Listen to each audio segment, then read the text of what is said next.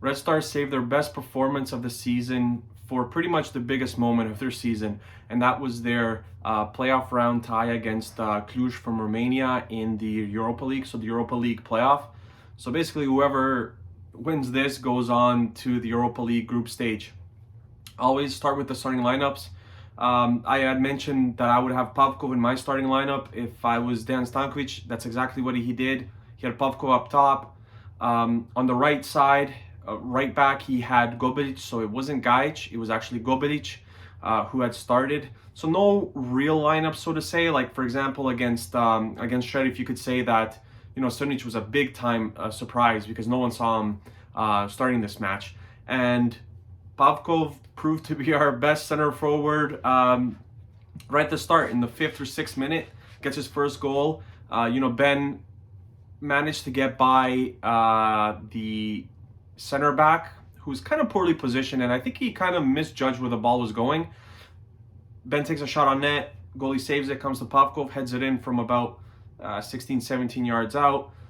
Red Star lead 1-0 after 6 minutes. After that goal, the play was kind of more in Red Star's zone than in Cluj's zone. So what happened a lot of the time is Kanga kind of dropped to right back to help Gobelic a little bit out, which is something that I haven't noticed Kanga do. But Kanga was involved in a lot of the play. He got fouled a lot. He had the ball in his feet quite a bit. He just needs better awareness. There's a lot of times where Kanga has a man on his back, and he has essentially no idea that he's there. And being kind of a smaller player, it's very easy to kind of bump him off the ball or to overpower him. And he relied too much on kind of flopping or diving, hoping to get the call. He got 1 or 2, but then after the referee noticed what he was kind of trying to do, he stopped giving him the benefit of the doubt. So that's something that Kanga comes with that territory. It's something that we're all kind of used to if you support the club. But after that little Cluj display, Red Star gets a chance in their second goal. Katai scores it. Again, Pavkov, ball whipped in from Ivanic from the left side. Pavkov chests it down on a platter for Katai, and he slots it into the goalkeeper's right-hand side. Again, Pavkov does so many different things. In the first half, he did an excellent job in the air. Very difficult for the Cluj center backs to really control him in the air. Your best bet is just to kind of hold him and hope that he doesn't get off the ground, because he's so good with headers and timing his jumps and then things like that. He's very, very difficult to stop. At the end of the first half, Deganek goes down with an injury. Looks like a hamstring. Worrisome. We don't know yet the extent of the injury, how long he'll be out. But it's worrisome anytime a center back who's kind of getting into the fold now has to go off. And he was crying a little bit, so maybe it's a little bit more serious than we think. Again, they're professionals. A lot of them know as soon as they pick up an injury what it is. And then Pankov actually came in right away for him. So Stankovic didn't wait for the halftime whistle. He could have waited 2-3 minutes. He took no risks. He threw Pankov on there, and Pankov hasn't played in a long time. And the third goal, just Cluj has a free kick in their own half, and basically I think it was Diaka, pretty much gave the ball to Mirko Ivanic, and Ivanic took the ball 2-on-1 with Ben, slots it to Ben, and Ben powers it into the net. So just very careless. I think they were complaining about that Ivanic was too close to the free kick taker, which wasn't the case at all. But just a heads up play by Ivanic and Ben. Both. I should also mention that Ben did a great job of defending and helping on the left hand side with Rodic, something Ben that is really known for. He can do a bunch of different things on the pitch for you. He did a great job there. The fourth goal was credit to Dragovic, who was outstanding again today. Basically played as a center forward, tried to whip the ball in, deflected off a defender. Ben whips in the corner kick, and Ivanic scores a headed goal, which we don't see when he score headed goals often, but when he does, they're actually pretty damn good. So he gets the headed goal, 4-0.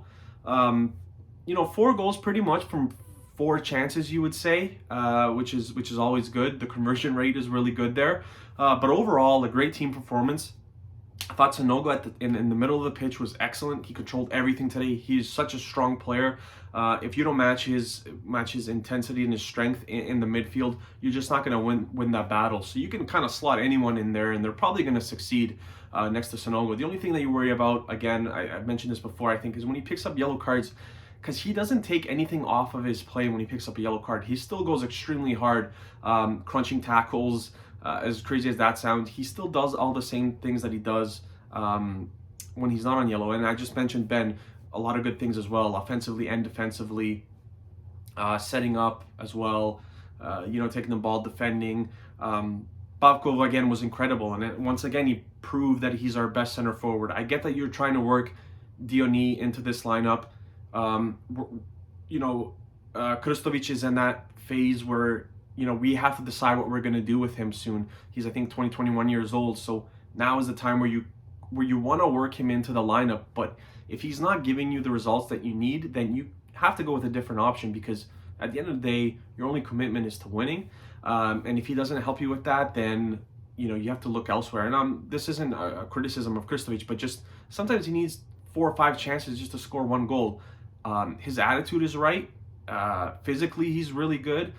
He pressures the back line incredibly well, kind of like Falcinelli did, and Diony does that extremely well as well.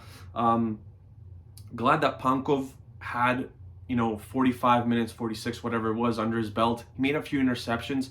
It's really good to kind of get the ball on his feet, because he probably will start in the away fixture if Pavkov can't, if Degenek can't go.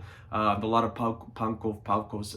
If Degenek can't go, I think Pankov is the answer at the other center back position. So it's good that he made a few interceptions, got a feel for the ball in the second half, because if he does play, if Degenek can't go, we're really going to need him in that center back pairing.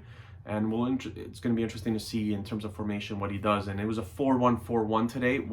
It's what it looked like.